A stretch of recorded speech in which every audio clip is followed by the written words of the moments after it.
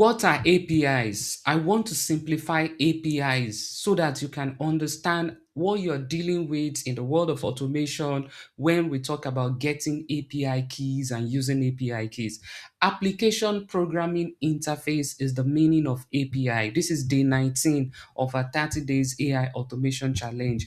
We work with data when you're building your workflow. So yeah, your workflow needs something that it cannot create all by itself. Take for example, you need weather reports. You want to fetch weather reports every day so that when your workflow starts, it's distribute the weather report, wrap it around something to you. You don't have that, but there is somewhere, there are places where you can get the weather report. You are processing payment or customer data, you need data, and you want to get this data from wherever the data is. So let's break it down using the restaurant. So you are the customer, the client. In this case, you want to eat jollof rice. So you arrive here, you want to eat jollof rice, but you cannot just jump into the kitchen and start discussing with the chefs there, or you want to go in there and take it all by yourself. No, there is a gap. There is something that can help you,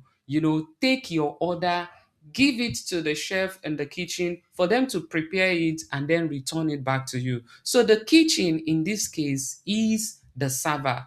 So this is where you have the data stored. You need the data, you need jollof rice, but you can't just go in there without going through this gap there. All right. So you are the client, this is the server. You can't just walk inside. What do you then need then? You need this guy, the waiter. So the waiter will come to your table, take your request, take your order, and then it will share your order with them at the kitchen and say, Lekon has requested for jollof rice with dodo, no egg or something. And then it takes it to the kitchen. The kitchen will work on my request. So your waiter here is the API. It takes your request, delivers it to the system, and brings back the response, which is the data. So the waiter himself or herself doesn't cook the rice. They just simply ensure that your order reaches the kitchen. And when the kitchen is done, they ensure that you also get your food, provided you have paid or you've done the necessary things, right? So this is now your order. Your order in form of JSON, what is supposed to be there and what is not there will not be dealt with. So at the kitchen, they check your order. Oh, you requested for jollof rice. It's available. You requested for plantain. It's available. You requested for hamburger. That's not found. Okay. So the kitchen will stick to your menu, but at the same time, they check whether all the specific items you can order are endpoints if they have all the things that you've ordered, right? So you can either place a get, a post, a delete. There are different requests you can make, but I'm just narrowing it down to two. So your request matters too. When we say get request means you want to get data from that particular server. You need data from there. A post request is when you want to send data or to create an update or update a resource. So you are submitting a form. That's a post request. You want to get something. That's a get request. Because we've been talking about get and post in our n8n workflows. So how you place your order matters. Are you selling to them or you want to buy from them? Okay. Your API key, you don't just send the waiter around and the waiter will do your bidding. No, you need your API keys, which is like a reservation name that identifies the application. And then your token, which is a temporary VIP pass, for this specific session. The security is just to ensure that the person making the request has authorization to do so. If you need to make payments before you can use a particular API keys, the reservation, which is the authentication, will check that out. So that's why we get API keys or your tokens, and you pull that in your n8n before your request will be granted. If you do not have the right keys or tokens, your request will not be granted. That means the bouncer will just send you out and say, this guy doesn't have money, this guy shouldn't even be here asking for jollof rice. So you have this also checking your request. Once all those things have been done, you made your request, the API key is there, you've got your authentication, the API delivers to the server is done preparing your food, and then what? The API, this waiter, brings back your food. So you now have your rice, your chicken, your plantain, which is also in form of JSON. A structured way of moving data in our workflow. So you get your jollof rice while sitting down on the chair.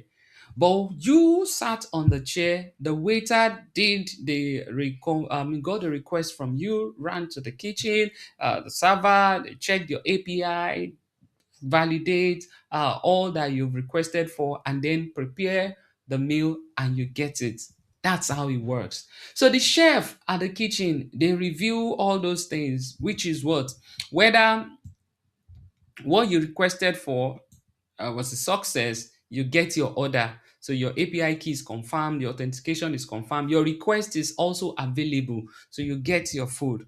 But if your request is not available, maybe you are requesting for something that is they don't have, you don't get that request. Or you have the right authorization, but I mean you don't have the right authorization and you are making a request, you didn't pay, there is no reservation, so you are also going to get this status code. So you can either get a success status code, everything went well, or what you requested for, even with the right authorization, is not available, or you've requested for something that is available or not available, but you don't even have the right key.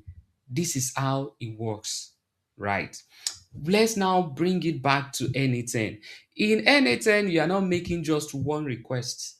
You are making 1,000, 100, dozens of requests to different services, and this can be chaotic. You're talking to Google, you're talking to Slack, you're talking to Telegram, you're talking to OpenAI, you're talking to Tavili, you're talking to Pinecone, you're talking to different servers at the same time, and that is what you have here.